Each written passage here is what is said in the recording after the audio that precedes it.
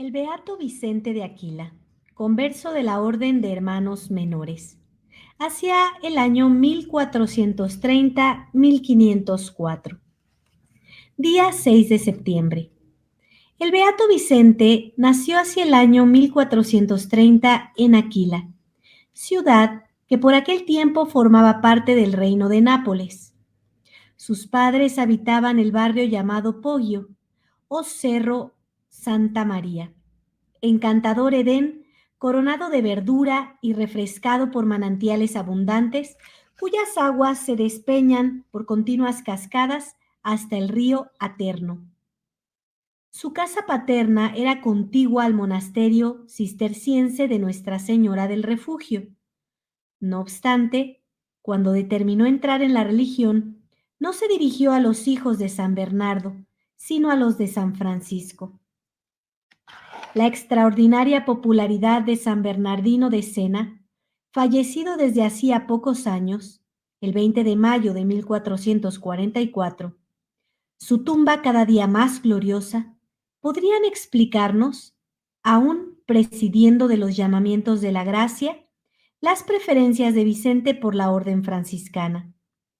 El incansable predicador sienés, cuyo celo no detenía la edad ni los achaques, se había presentado, en efecto, en mayo de 1444, en el reino de Nápoles, con deseos de sembrar también allí la semilla evangélica. Pero al llegar a 7 millas de Aquila, le traicionaron las fuerzas. Lograron sus compañeros que se dejase colocar en una camilla y en esta forma le llevaron triste y dolorido, dice la antigua crónica, a la ciudad. Albergado en el monasterio de los hermanos menores conventuales, pronto vio Bernardino que se le acercaba su última hora. A pesar de los solícitos cuidados de los hermanos y de los más hábiles médicos mandados por los magistrados, incapaz ya de expresarse de palabra, manifestó por señas su deseo de que se le tendiese en el suelo de su celda y en esta humilde postura, con los brazos cruzados, los ojos elevados al cielo, el semblante risueño, entregó apaciblemente en manos de Dios su santa alma el 20 de mayo. Aquila no dejó escapar el tesoro que acababa de confiarle la providencia. Se quedó con el venerado cuerpo a despecho de las instancias de los diputados sieneses que secretamente habían hecho preparativos para llevarlo a su patria. Las exequias de Bernardino se celebraron con tanta solemnidad, dice un testigo, que nunca rey ni reina las tuvo semejantes. Insignes milagros se realizaron alrededor del féretro. Vicente, que a la sazón tenía unos 14 años, conservaría de ellos un recuerdo imperecedero. En el convento de San Julián. El convento de San Julián en que se presentó lo había fundado en 1415 el beato Juan de Stroncone, comisario general de los hermanos menores observantes de Italia. Edificantes recuerdos iban unidos a la fundación de este monasterio. Habíanlo levantado los religiosos con sus propias manos. Ellos habían labrado las toscas mesas y bancos que constituían casi por completo el ajuar, buena parte del cual, en consideración a la memoria de Vicente de Aquila, se ha conservado con religioso cuidado. El convento, proyectado según el severo plan de las primeras casas de la orden, era de condiciones sumamente modestas. Lo formaban unas cabañas pegadas a la falda de la montaña, sin luz apenas, que parecían ermitas.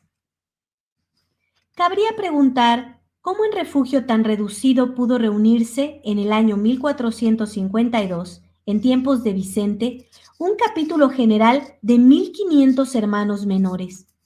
Si no se supiera que esas solemnes sesiones se celebraban las más veces al aire libre o debajo de improvisadas tiendas de campaña, verdadero campo atrincherado donde la milicia franciscana iba a organizarse para los santos combates.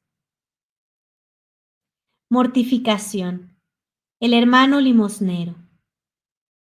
Si bien educado en su casa con mucho esmero, había seguido las letras, caso raro en aquellos tiempos aún entre los hijos de familia noble, Vicente, sin embargo, quiso por humildad permanecer hermano lego. Sus biógrafos señalan como una de las características de su santidad el espíritu de mortificación. Tanta era su austeridad que ni siquiera llevaba las sandalias permitidas a los descalzos. Su hábito de color pardo, que aún hoy día puede verse, era el más pesado y vasto de todos. No se lo quitaba de día ni de noche. Además, llevaba cilicio y se infligía frecuentes y crueles flagelaciones. Su alimento se reducía a pan y agua, con algunas hierbas crudas, y si a veces se le obligaba por obediencia a comer como la comunidad, hallaba no obstante medio de mortificarse, tomando solo una parte de su porción y agregándole polvo o sustancias amargas. Los trabajos más humildes eran los preferidos por él.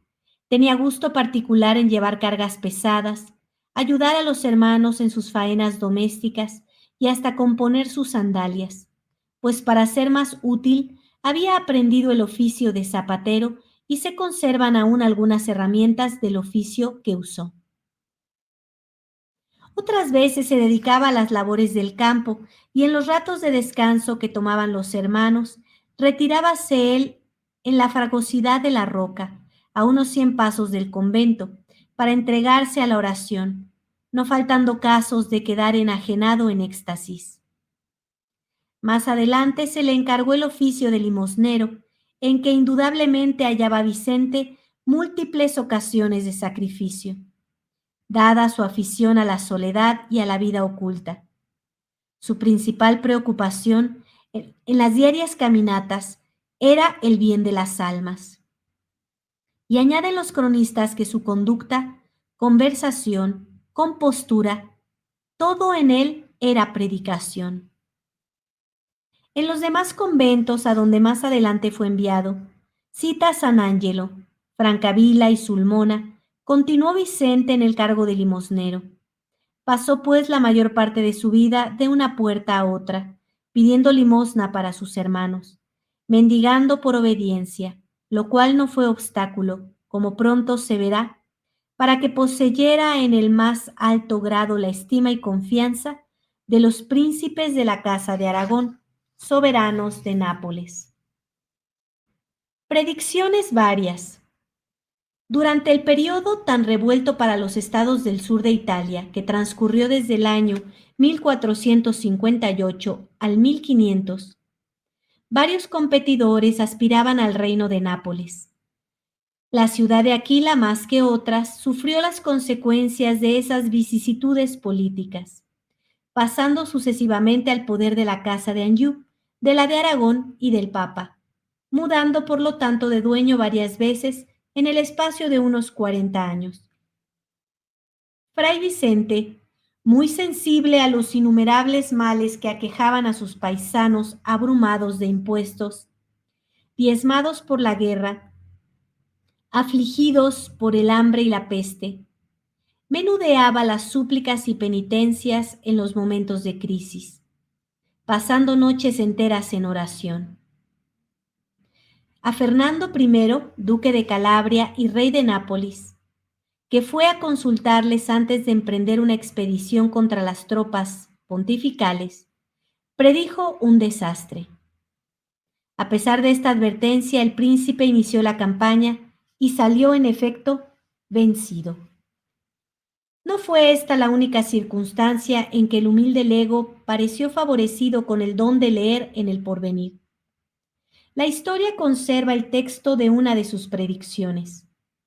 Con mucha anticipación, anunció al hijo del rey de Nápoles, Alfonso, duque de Calabria, que un rey de Francia, Carlos VIII, conquistaría su reino.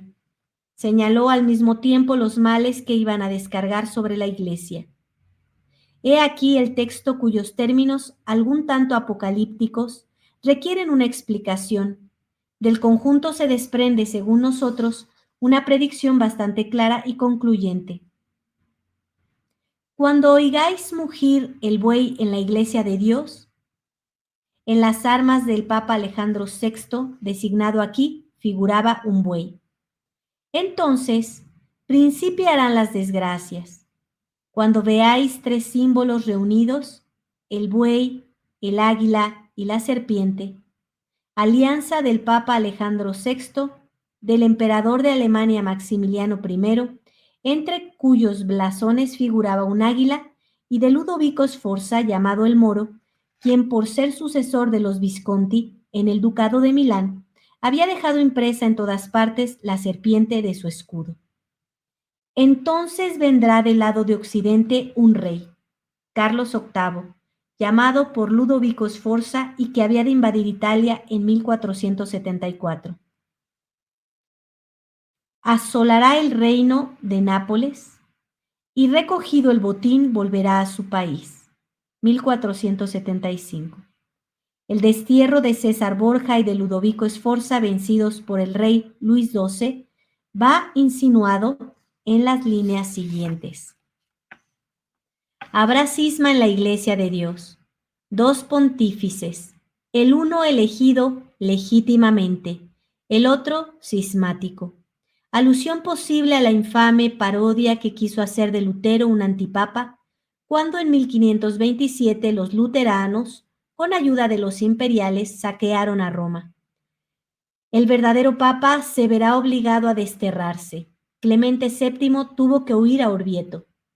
La violencia se ensañará contra la Iglesia de Dios. Tres ejércitos muy poderosos entrarán al mismo tiempo en Italia, uno procedente del este, otro del oeste, el tercero del norte. Se reunirán y habrá mucha sangre derramada. Después se realizará en la ciudad eterna una reforma que alcanzará a los clérigos. Reforma de la disciplina eclesiástica preparada por el Concilio de Trento, y los maometanos serán detenidos en su marcha. Fueron en efecto vencidos en Lepanto en 1571 en el pontificado de Pío V. Una resurrección. Regreso a Aquila. En vida hizo Vicente varios milagros. En la ciudad de Aquila devolvió el habla a un mudo.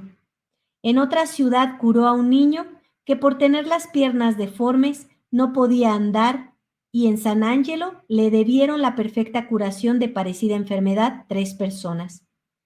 Pero el prodigio más admirable atribuido al poder de sus oraciones fue la resurrección del obispo de Sulmona, Bartolomé de la Scala, de la Orden de Predicadores.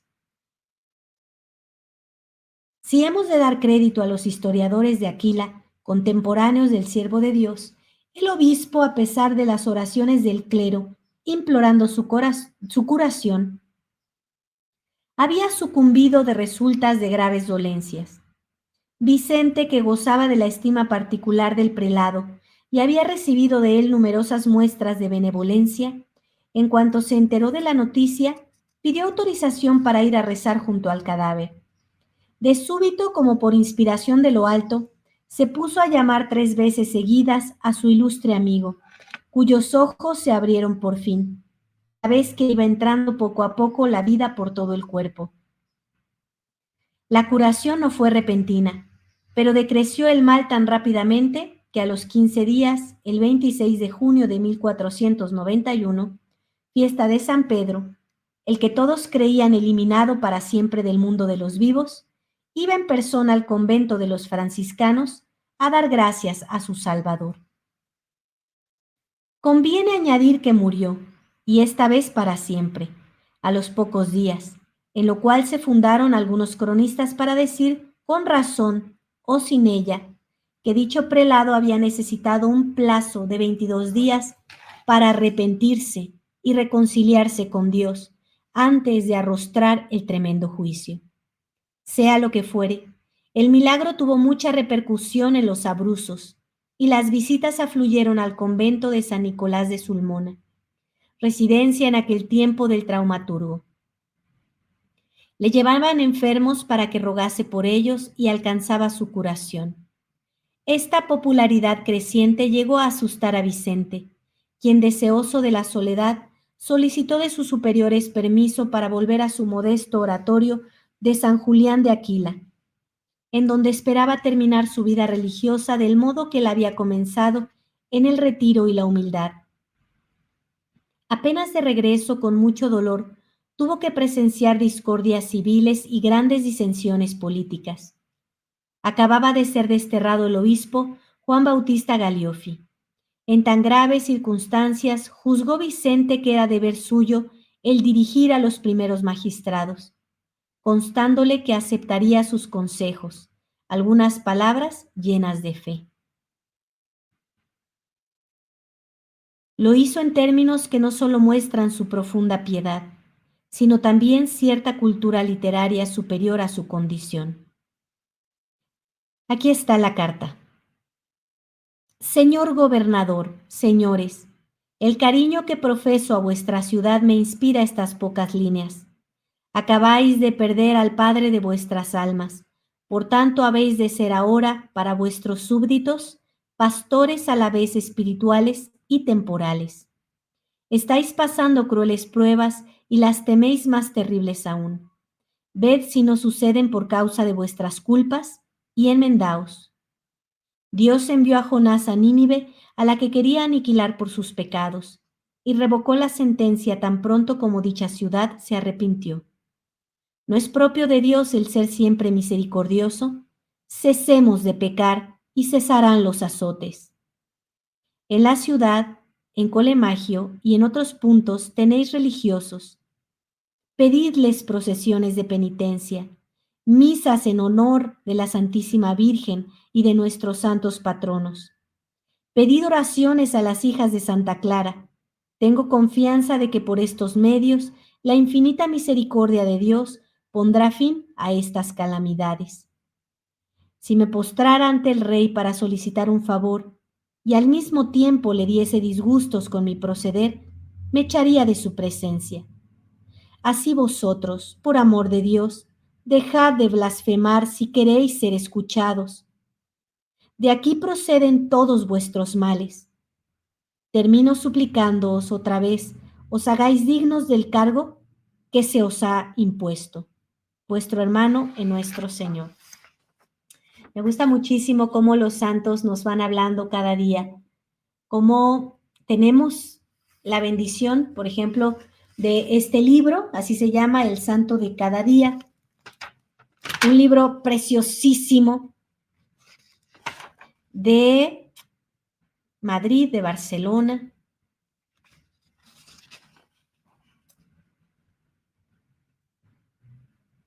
del año 1933. Y vemos cómo todas estas historias nos van permitiendo conocer la claridad de la Iglesia Católica.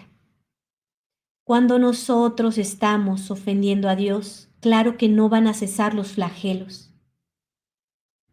Por un lado le pides, vas de peregrinación, vas a misa frecuentemente, comulgas todos los días, pero le estás ofendiendo. Por supuesto que no van a cesar los males. De esta carta podríamos sacar muchísimo, como dice, empieza él exhortándolos por el cariño que les tiene, exhortándolos en un momento de muchísima tribulación, puesto que han perdido a su padre, el padre de la congregación. Y les dice, sé que están pasando por crueles pruebas y además temen que vendrán más. Y esto es bien interesante porque tú a veces estás atravesando pruebas y tienes tu corazón puesto en que van a acabar y no acaban y no acaban y se ponen peores y se ponen peores. Y es que no van a acabar hasta que cese el pecado. Y el Señor te va dando una muestra y otra te va llamando. Por ejemplo, nosotros hemos puesto a tu disposición un retiro 4, 5 y 6 de octubre, para que tengas instrucción, para que te acerques a Dios, para que el obispo, ¿no? Haga oración por ti, para que recibas la completud del bautizo para quien no la tiene bien, bien completa. Por ejemplo, hay gente que desconoce que en el año 1969 cambiaron el rito del bautizo y quitaron exorcismos. ¿Quién, Dulce? ¿Quién hizo esto? Pues la secta del modernismo con el Concilio Vaticano II, Montini. Entonces, hay gente que ni siquiera tiene estos exorcismos. Bueno, el obispo los va a completar. Hay gente que no tiene la confirmación, porque también cambiaron los ritos. La confirmación te da una fuerza tremenda para luchar por la Iglesia Católica. Ahí está. La Iglesia Católica te sigue dando medios para que tú tengas la fuerza en el alma para soportar sobre todo los flagelos de estos tiempos, que no serán pocos. No son pocos, no han sido pocos y no serán pocos. Pero, ¿tú de qué lado quieres estar? ¿Del lado que tiene flagelos y que ofende a Dios y que hiere a Dios y que lastima a Dios? ¿O del lado que recibe flagelos, pero que glorifica a Dios, que ama a Dios, que permanece fiel y que en esa situación está ganándole almas a Dios? Porque probablemente los flagelos no van a cesar, pero vas a tener la posibilidad de recibir la potencia, la eficacia de los sacramentos y poder pasarte del lado que lucha por Cristo, que le da frutos a Cristo. Si no, en vano habrá sido tu paso por aquí. Y luego dice, le habla de Nínive, ¿verdad? Le habla de Nínive, había pecado muchísimo, ya tenía hasta el cansancio a Dios y le dice, ¿sabes qué? Ya te voy a destruir. Y manda todavía en su misericordia a Jonás a decirte, por favor, deja de pecar.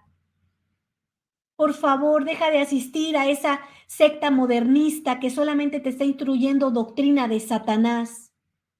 Ven a la Iglesia Católica, recibe la doctrina de nuestro Señor Jesucristo. Ven a recibir la riqueza de Él. Y el que hace caso, como Nínive hizo caso a Jonás, Jonás iba todo de mala gana, ¿eh? No quería ir. ¿Sabes?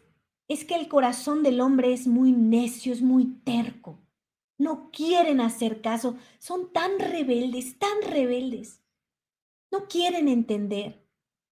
Dios quiere colmarnos de caricias, pero nosotros no queremos ser colmados de caricias, porque te dan caricias y te vuelves más grosero, más rebelde, más flojo, más arrogante. Pero bueno, Jonás fue de mala gana, hizo lo que pedía Dios, refunfuñó, pero Nínive se hizo caso, bendito sea Dios, y mandó ayuno 3 días a todos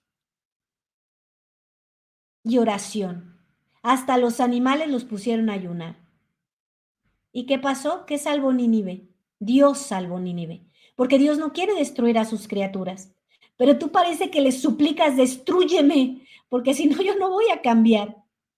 Y muchos son destruidos y no quisieron cambiar tampoco. Es verdad que Dios no viene primeramente con flagelos, Dios viene con muchas misericordias, a hablarte como un padre. Bueno, por favor, mira, haz esto, cambia. Mira, puede ser así, mira, tienes que dejar de hacer esto, mira, ahora tienes que hacer esto. ¿No haces caso? Bueno, viene Él con la mano izquierda a golpearte muy duro.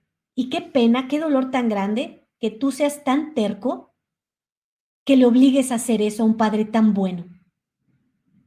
Porque él experimenta un dolor tan grande al tenerte que llevar con dolor a la vida eterna, pero a mucho antes ya ha intentado llevarte por amor y tú no lo escuchas.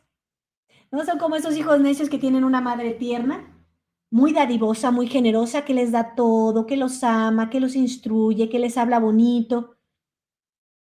Pero tú tan terco, no quieres, no quieres, no quieres. Bueno, esa mamá es fuerte, es poderosa y va a venir y te va a dar un nalgadón que vas a saber que te ha estado hablando y tú no quieres. Y tiene tanta fuerza para seguirte golpeando hasta que quieras. Pero cuánto dolor queda en su corazón por tenerte que golpear. No hagamos eso con nuestro Dios. Seamos dóciles, obedezcamos, pongamos oídos no al mundo, sino a la Iglesia Católica. No al mundo, porque el mundo te va a decir, ay, no, ¿a poco Dios quiere eso para ti? ¿A poco quiere que ayunes? ¿Y a poco quiere que te sacrifiques? ¿Y a poco? Sí, claro que sí, porque esa es la doctrina de Dios. Porque ¿de qué manera le vas a demostrar que lo amas si todo lo que tienes bueno es por Él? Pues ganándole almas, como Jesucristo le ganó las almas al Padre Celestial, ¿no? Él es nuestra cabeza, el cuerpo tiene que hacer lo mismo. Entonces, confía que Jonás te está volviendo a hablar, que Fray Vicente te está hablando y te está diciendo esto. Fíjate qué interesante. Si me postrara ante el rey para solicitar un favor y al mismo tiempo le diese disgustos con mi proceder, me echaría de su presencia. Estamos en la cuaresma de San Miguel Arcángel, termina el 29 de septiembre, y hay una súplica que dice a San Miguel Arcángel, le suplica que nos quite el orgullo, para que no seamos echados de su presencia como Lucifer. Suplícale no ser echado de la presencia de Dios. ¿Qué es lo que tú le pides a Dios? Cuestiónate en eso. Ay, es que me dé para la colegiatura de mis hijos, que me dé para mi sustento, que me ayude con mi marido, pero todo es para ti. Qué egoísta corazón. ¿Por qué no pides que Él sea amado? Que Él sea valorado en su santo sacrificio de la misa. Que haya sacerdotes santos que lo amen. Que haya religiosas santas que lo amen. Que lo quieres ver reinar en este mundo. Y entonces, tú no tienes nada de qué preocuparte. Él te traerá lo que necesitas. Pero no seas echado de su presencia. Y luego les dice muy claro, así vosotros, por amor de Dios, dejad de blasfemar si queréis ser escuchados. Y le está hablando a religiosos. Deja de blasfemar si quieres ser escuchado. De aquí proceden todos vuestros males. Termino suplicándoos otra vez, os hagáis dignos del cargo que se os ha impuesto. Hazte digno sacerdote, hasta digna religiosa. Hazte digno padre de familia, digna madre de familia. Todos tenemos una vocación, háganse dignos. Son padres y es sorprendente cómo a sus hijos los están educando personas llenas de pecados y los están educando los aparatos electrónicos. ¡Qué vergüenza! ¡Qué vergüenza! ¿Y quién está educando a los religiosos y a las religiosas? Háganse dignos de esta encomienda que les ha hecho nuestro Señor Jesucristo. Va a venir a recaudar lo suyo, ¿eh? Va a venir y te va a decir, a ver, te di 5 talentos, ¿qué me estás entregando? Este es nuestro Dios, ¿eh? Este es nuestro Dios para lo que dicen que, ay, es incondicional. Dios va a querer lo suyo de regreso, ¿eh? ¿Dónde está lo que te di? Te di 3 hijos, te los confié. ¿Qué pasó? ¿Por qué están en el infierno? ¿Por qué están perfilándose al infierno? Y hay santos que dicen que si tus hijos caen en el infierno, lo más seguro es que tú también, porque tú los conduciste hacia allá. Y bueno, esto también lo dice en las congregaciones, ¿eh? Entonces, abramos oídos hoy que nos habla, ¿no? El beato Vicente de Aquila y enmendemos nuestro camino como Nínive. Me voy a enmendar. Ahora sí voy a escuchar la palabra de Dios. Yo le voy a pedir a Dios que me muestre dónde está el mal que yo te estoy haciendo. Y ayúdame, dame la gracia, porque yo no puedo cambiar por mí. Te lo suplico. Y ponme atento, que yo haga caso. Porque hay personas que a mí me dan miedo cuando dicen, pues es que yo se lo pido a Dios y no hace nada. Híjole, ten mucho cuidado con lo que estás diciendo, ¿eh? Porque si lo que tenemos es un Dios generoso que quiere tu conversión, ¿cómo crees que no te va a dar los medios para que te conviertas? Ah, no, pero es que claro que el medio, pues es doloroso. Si tú pecas de una gran soberbia, de un gran orgullo, altanería, prepotencia, pues te van a venir una serie de humillaciones que para qué te cuento. Ah, no, no las quieres recibir. Pues es que las tienes que recibir. Esa es la medicina y es amarga, bien amarga, bien dolorosa. ¿Quieres estar sano para Dios? Porque Él se merece un cuerpo sano. Bueno, éntrele, aguántese. Varonilmente, aguántese. Eres muy apegado al dinero, idolatras el dinero. Oye, Dulce, ¿cómo sé yo que estoy idolatrando el dinero? Porque apenas te falta, sientes que te mueres. Porque lo buscas, porque te gusta, porque eres capaz de moverte en cuanto se trata de dinero. Hay gente que es lenta para muchas cosas. Uy, pero no se trata de dinero porque le brillan los ojitos. Para ir a misa, uy, le pesan los pies. Para escuchar un rosario, para rezar un rosario, para escuchar una homilía, uy, qué pesadez. Uy, pero le hablan de dinero, de trabajo, bueno, pero salen volando. Ahí sí se paran temprano, ahí sí están dispuestos a atravesar lo que sea necesario. Bueno, eres un idólatra del dinero. Pídele a Dios que te convierta y te va a quitar el dinero.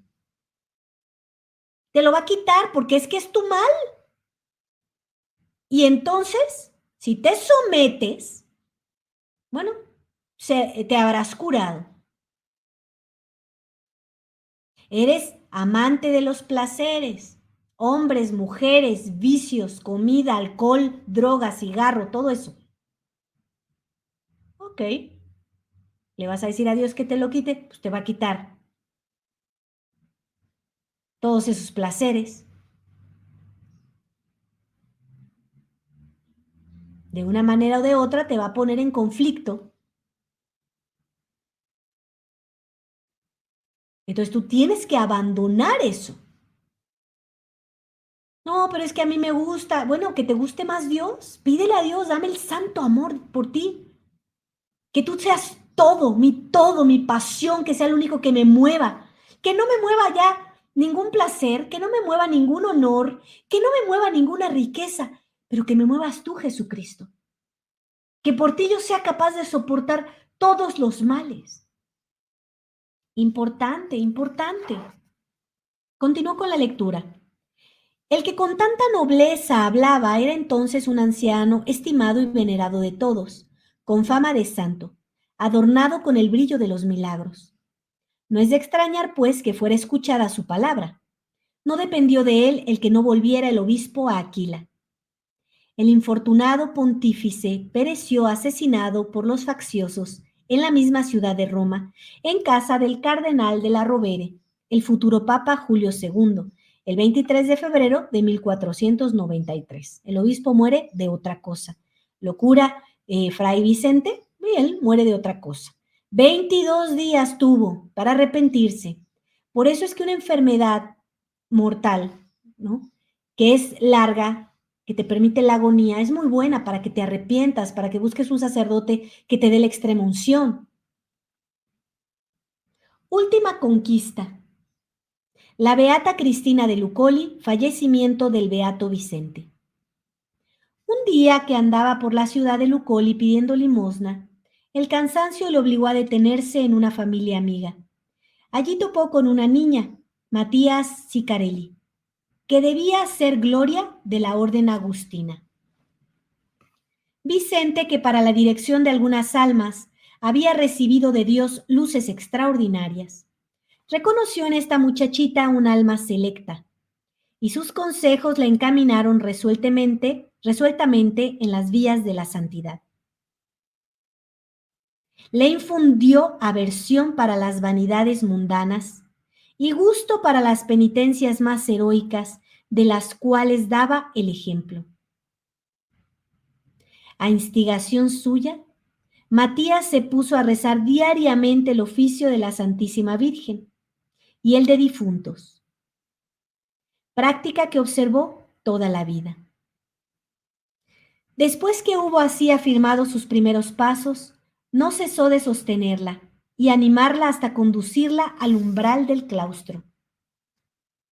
El 7 de agosto de 1504, y no el 28 de abril, hacia el anochecer, Matías, que todavía no había dejado el mundo, vio desde la ventana de la casa que seguía habitando en Lucoli, el bosque inmediato al convento de San Julián, todo iluminado, y el alma de su santo consejero subiendo al cielo con magnífico cortejo. Supo el día siguiente que en aquella misma hora había exhalado el postrer aliento. Esta revelación la llenó de alegría y la confirmó en la convicción de que su guía era verdaderamente un santo. Dócil a sus consejos, no difirió su entrada en el monasterio agustino de Santa Lucía, en Aquila, en el que tomó el velo con el nombre de Sor Cristina. En dicho monasterio es actualmente objeto de veneración, el 12 de febrero, la beata Cristina de Lucoli. Culto y reliquias del beato Vicente. Los restos del piadoso hermano Lego se habían enterrado en la sepultura común de los hermanos menores. 14 años después fueron exhumados, por circunstancia fortuita, tal vez para depositarlos en la nueva iglesia de San Julián que se inauguraba. Se reparó entonces en el perfume que exhalaba el féretro de Fray Vicente y la perfecta conservación de su cuerpo. Los vestidos que le cubrían se caían a pedazos y se deshacían en polvo, siendo así que la carne del siervo de Dios conservaba toda su blancura y consistencia. Este concurso de hechos movió a sus hermanos en religión a depositar el cuerpo de Vicente en una arca de nogal y vidrio y trasladarlo al lugar honroso. Desde entonces empezó a brillar con milagros de que dan fe, donaciones e inscripciones votivas. Después de más de un siglo, en 1634, seguía tan manifiesta como antes la conservación del cuerpo. De entonces data su colocación o reposición en una capilla situada a la entrada de la iglesia conventual con esta inscripción. D.O.M. En el pontificado del Papa Urbano VIII, reinado del rey católico Felipe IV y gobierno del virrey de Nápoles, excelentísimo don Manuel de Fonseca y Zúñiga, conde de Monterrey y Fuentes. Cuerpo del beato Vicente de Aquila, después de 130 años permanecido íntegro y sin corrupción, desde mucho tiempo encerrado en un arca de vidrio y luego depositado en lugar más eminente, y desde tiempo inmemorial objeto de la mayor veneración y devoción. El excelentísimo y reverendísimo don Gaspar de Galloso, obispo de Aquila y consejero real, muy adicto a la orden seráfica y padre misericordiosísimo de los pobres hermanitos reformados de este convento, cuidó, movido por piedad y devoción particular, de asegurar su conservación de modo más honroso y seguro y mediante piadosas y liberales limosnas. Dio a la tumba y capilla un aspecto más decente y hermoso, volviéndolos así más venerables, en el año del Señor 1634. Más recientemente, en 1868, 2 médicos fueron comisionados por la autoridad eclesiástica para reconocer la continuidad del prodigio de la conservación del cuerpo de Fray Vicente. En el lugar en que se le había depositado primitivamente, otra inscripción en italiano decía: En este sepulcro descansa el cuerpo del beato Vicente de Aquila, que pasó a mejor vida el 7 de agosto de 1504. En esta fecha del 7 de agosto hacen mención del beato Vicente de Aquila las actas sanctorum. En cambio, los hermanos menores observantes, que eran los únicos que al final del siglo XIX celebraban la fiesta de este siervo de Dios, lo hacían el día 6 de septiembre. En el convento de San Julián, generosamente devuelto a los hermanos menores por el duque Francisco Rivera, noble de Aquila, brillaba en aquella misma época uno de los más florecientes escolasticados de la Orden de Hermanos Menores. En el mes de agosto de 1904 celebróse solemnemente el cuarto centenario de la muerte del beato Vicente de Aquila. Con tal ocasión, verificóse la traslación de sus reliquias desde el convento de San Julián a la iglesia metropolitana, en la que quedó expuesto 3 días a la veneración pública. Vemos esta vida del San Beato Vicente de Aquila, una vida tremendamente rica, entregada a Dios, enamorado de Dios, porque solamente un enamorado de Dios es capaz de soportar todos los sufrimientos, pues que tiene un santo. Así que seamos santos como Él, te seguimos invitando al retiro 4, 5 y 6 de octubre, ya estamos a muy poquito tiempo, todavía te puedes inscribir, todavía hay lugares, va a ser llevado a cabo por su excelencia reverendísima Monseñor Rodrigo da Silva, obispo católico, que con certeza te guiará por el camino de la Iglesia Católica, de la doctrina verdadera. Y bueno, hoy necesitamos más que nunca la Iglesia Católica para que nos ayude a atravesar este valle de lágrimas y poder llegar al cielo. Beato Vicente de Aquila, ruega por nosotros y por el clero. En el nombre del Padre, y del Hijo, y del Espíritu Santo. Amén.